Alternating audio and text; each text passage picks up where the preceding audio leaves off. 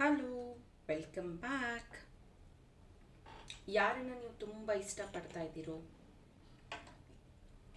ಯಾವ ವ್ಯಕ್ತಿನ ಈ ಕ್ಷಣದಲ್ಲಿ ನೀವು ಯೋಚನೆ ಮಾಡ್ತಿದ್ದೀರೋ, ಅವರ ಮತ್ತು ನಿಮ್ಮ ಲವ್ ರೀಡಿಂಗ್ ಆಗಿರುತ್ತೆ ಇದು. ಅವರ ಟ್ರೂ ಡೀಪ್ ಫೀಲಿಂಗ್ಸ್ ಏನಿದೆ ಪ್ರೀತಿಯಲ್ಲಿ ನೋಡೋಣ. ಆ ವ್ಯಕ್ತಿನ ನೆನಪಿಸ್ಕೊಂಡು ಈ ಒಂದು ರೀಡಿಂಗ್ನ ವಾಚ್ ಮಾಡಿ.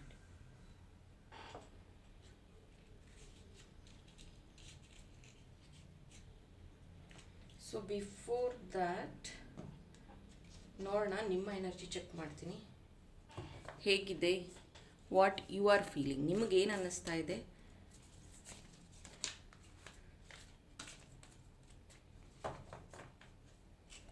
First message, 4 of suits.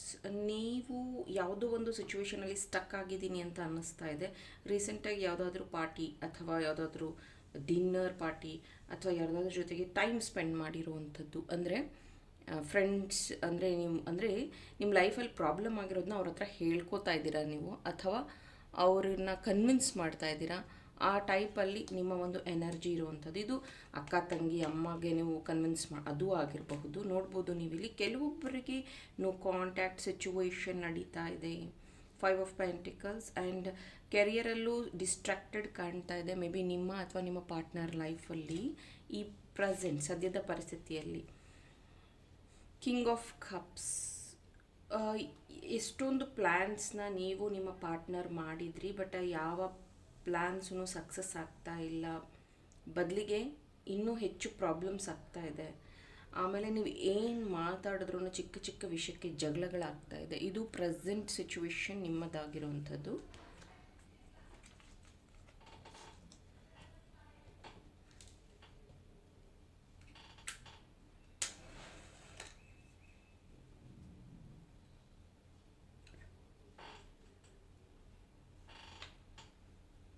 Thank you. ಇದು ನಿಮ್ಮ ವ್ಯಕ್ತಿಯ ಟ್ರೂ ಲವ್ ಡೀಪ್ ಫೀಲಿಂಗ್ಸ್. ನೋಡ್ಬೋದು ಇಲ್ಲಿ ಒಂದು ಫ್ಲವರ್, ಸನ್ಫ್ಲವರ್ ಥರ ಒಂದು ಫಾರ್ಮ್ ಆಯಿತು. ಇಲ್ಲಿ ಬಿಗ್ ಫ್ಲವರ್ ಅಂತಲೇ ಹೇಳಬಹುದು.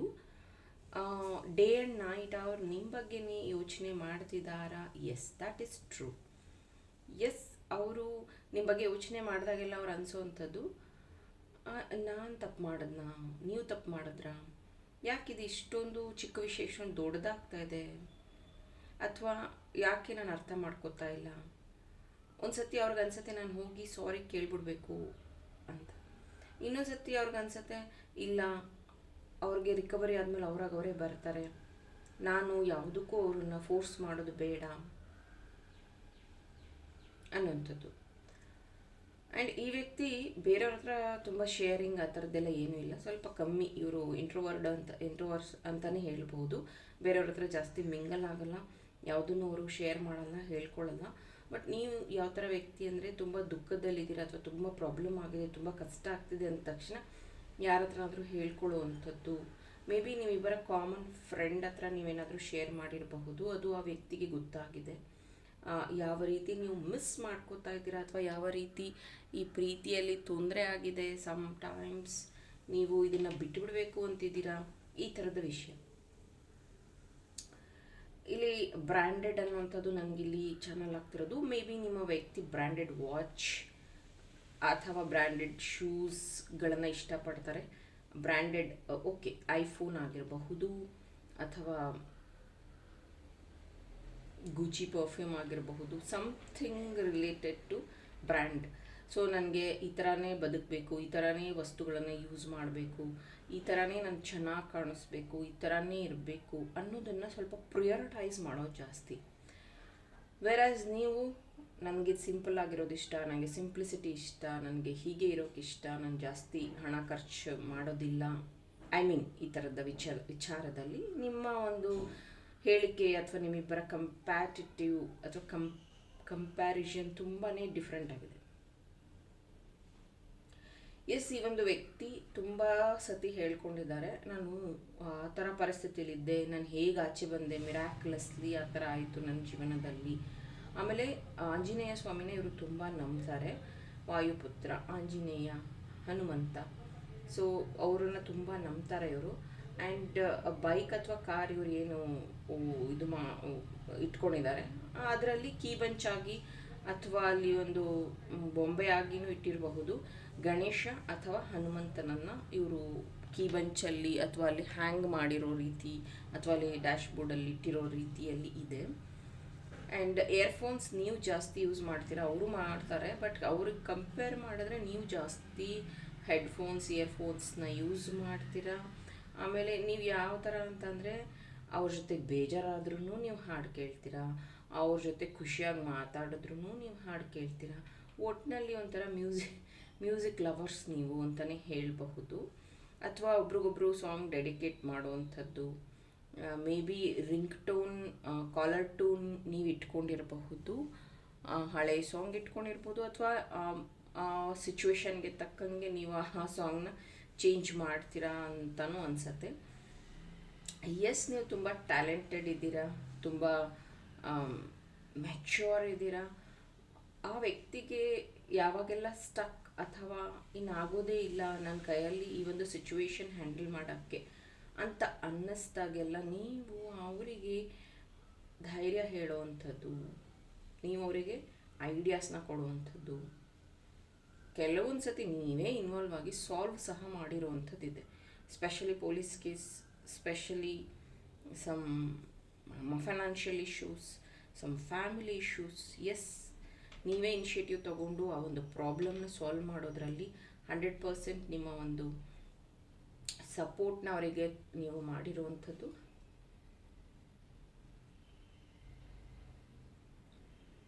ತುಂಬ ಸತಿ ಅವರ ಜೀವನದಲ್ಲಿ ಅನ್ಕೊಳ್ತಾ ಇರೋದು ಅಂದರೆ, ನಾನು ಇದಕ್ಕೋಸ್ಕರನೇ ಸೀಮಿತ, ನಾನು ಇದನ್ನು ಮಾಡಿದ್ರೇ ಚೆನ್ನಾಗಿರುತ್ತೆ, ನಾನು ಇದನ್ನು ಮಾಡಿದ್ರೆ ಹೀಗಿರುತ್ತೆ, ಇಷ್ಟು ಹಣ ಸಂಪಾದನೆ ಮಾಡ್ತೀನಿ, ಈ ಬಿಸ್ನೆಸ್ ಆ ಬಿಸ್ನೆಸ್. ತುಂಬ ರಶ್ ಅಂದರೆ ಅವ್ರಿಗೆ ಸಮಯನೇ ಕೊಡ್ತಿರ್ಲಿಲ್ಲ. ಅಥವಾ ಅವ್ರು ಗೌರ್ಮೆಂಟ್ ಜಾಬಲ್ಲಿ ಇದ್ದರೆ ಅಥವಾ ಬೇರೆ ಯಾವುದಾದ್ರೂ ಪೊಸಿಷನಲ್ಲಿದ್ದರೆ ಕೆಲಸ ಕೆಲಸ ಕೆಲಸ, ಹೀಗೆ ಮಾಡಬೇಕು, ಹಾಗೆ ಮಾಡಬೇಕು, ಹೀಗಿರ್ಬೇಕು, ಹಾಗಿರ್ಬೇಕು. ಎಲ್ಲೊಂದು ಕಡೆ ಅವರು ಅವರ ಒಂದು ಪರ್ಸ್ನಲ್ ಟೈಮ್ನ ತುಂಬಾ ಮಿಸ್ಯೂಸ್ ಮಾಡಿಕೊಂಡ್ರೆ ಅಥವಾ ಅದಕ್ಕೆ ಸಮಯನೇ ಕೊಟ್ಟಿಲ್ವಾ? ನಿಮ್ಮ ಎಂಟ್ರಿ ಆದಮೇಲಿಂದ ಒಂಥರ ಅವರಿಗೆ ಈ ಮರುಭೂಮಿಯಲ್ಲಿ ಓಯಾಸಿಸ್ ಸಿಕ್ಕಂಗೆ, ಅಂದರೆ ನೀರು ಸಿಕ್ಕಂಗೆ. ಸೊ ಈಗ ಅವ್ರಿಗೆ ಅನ್ನಿಸ್ತಾ ಇದೆ, ನೀನು ನನಗೆ ಮುಂಚೆ ಸಿಕ್ಕಬೇಕಿತ್ತು, ನೀನು ನನ್ನ ಲೈಫಲ್ಲಿ ಮುಂಚೆ ಬಂದಿದ್ರೆ ತುಂಬ ಚೆನ್ನಾಗಿರ್ತಾ ಇತ್ತು, ಅಥವಾ ನಾನೇ ನಿನ್ನ ಲೇಟಾಗಿ ಮೀಟ್ ಆಗಿದ್ನೇನೋ, ಅಥವಾ ಯಾಕೆ ನಾವು ಇಷ್ಟು ಲೇಟ್ ಆಯಿತು ನಾವಿಬ್ಬರು ಮೀಟ್ ಆಗೋದಕ್ಕೆ, ಈ ಥರ ನೀವಿಬ್ಬರು ಅವಾಗವಾಗ ಮಾತಾಡ್ಕೋತಾ ಇರ್ತೀರ. ಎಸ್, ಕೆಲವೊಂದು ಸತಿ ಡಿವೈನ್ ಟೈಮಿಂಗ್ ಅಂತ ಬಂದ ಮೇಲೇ ನೀವು ಪ್ರೀತಿಯಲ್ಲಿ ಅಥವಾ ಯಾವುದಾದ್ರೂ ಒಂದು ವ್ಯಕ್ತಿನ ಮೀಟ್ ಆಗೋದಕ್ಕೆ ಸಾಧ್ಯ. ಅದೇ ಥರ ಸೋಲ್ ಕಾಂಟ್ರಾಕ್ಟ್ ಸಹ ಇರುತ್ತೆ. ಒಂದು ಸೋಲ್ ಕಾಂಟ್ರಾಕ್ಟಲ್ಲಿ ಇದ್ದಾಗ ಆ ವ್ಯಕ್ತಿಗೆ ಏನೆಲ್ಲ ಪ್ರಾಬ್ಲಮ್ ಇದೆಯೋ ಅದನ್ನು ಸಾಲ್ವ್ ಮಾಡೋಕ್ಕೆ, ಅಥವಾ ಕೆಲವೊಂದು ಸತಿ ಆ ವ್ಯಕ್ತಿಗೆ ಪ್ರಾಬ್ಲಮ್ ಕೊಡೋದಕ್ಕೇ ಆ ಸೋಲ್ ಬಂದು ಕಾಂಟ್ರಾಕ್ಟ್ ಅಂದರೆ ಅದು ಮುಗಿದ ತಕ್ಷಣ ಅವರು ನಮ್ಮಿಂದ ದೂರ ಆಗುವಂಥದ್ದು ಅಥವಾ ನಾವು ಅವರಿಂದ ದೂರ ಆಗುವಂಥದ್ದು ಆಗುತ್ತೆ. ಇಲ್ಲಿ ಯಾವ ಥರ ಆಗ್ತಿದೆ ಅಂದರೆ, ದೂರ ಆಗಬೇಕು ಅಂತ ಅನ್ಕೋತೀರಾ, ಅಥವಾ ಒಂದಷ್ಟು ದಿನ ಮಾತು ಬಿಟ್ಟಿರ್ತೀರ, ಮತ್ತು ಎಗೇನ್ ನೀವಿಬ್ಬರು ಮಾತಾಡೋವಂಥದ್ದು, ನೀವಿಬ್ಬರು ಒಂದಾಗುವಂಥದ್ದು, ನೀವಿಬ್ಬರು ಚೆನ್ನಾಗಿರುವಂಥದ್ದು. This is what happening. ಮಕರ ರಾಶಿ, ಮೀನ ರಾಶಿ, ವೃಷಭ ರಾಶಿ, ಕನ್ಯಾ ರಾಶಿ, ವೃಶ್ಚಿಕ ರಾಶಿ, ಕುಂಭ ರಾಶಿ,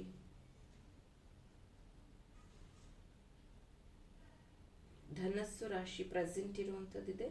ನಿಮ್ಮ ಹೆಸರಲ್ಲಿ ಅಥವಾ ನಿಮ್ಮ ಪಾರ್ಟ್ನರ್ ಹೆಸರಲ್ಲಿ ಈ ಎಲ್ಲ ರಾಶಿಯವರು ಬರ್ತಿರಬಹುದು. ಈವನ್ ಮಿಥುನ ರಾಶಿನೂ ಇದೆ.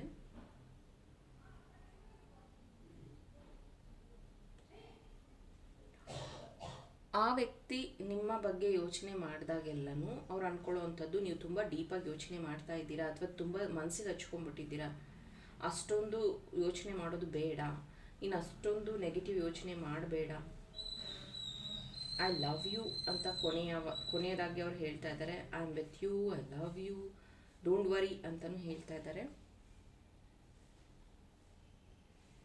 ನಾನು ತುಂಬ ಪ್ರಯತ್ನ ಪಡ್ತೀನಿ ಇದನ್ನೆಲ್ಲ ಸರಿ ಮಾಡೋದಕ್ಕೆ, ಆ್ಯಂಡ್ ನಿನ್ನ ಪ್ರೀತಿನ ಉಳಿಸ್ಕೊಳ್ಳೋದಕ್ಕೆ, ಆ್ಯಂಡ್ ನೀನು ನನ್ನ ಜೊತೆಗಿರಬೇಕು ಅನ್ನೋದೇ ನನ್ನ ಆಸೆ. ನಾನು ಯಾವಾಗೂ ನಿನ್ನ ಜೊತೆಗಿರೋದಕ್ಕೆ ಬಯಸ್ತೀನಿ. ಆ್ಯಂಡ್ ನಾನು ಯಾವಾಗೂ ನಿನ್ನ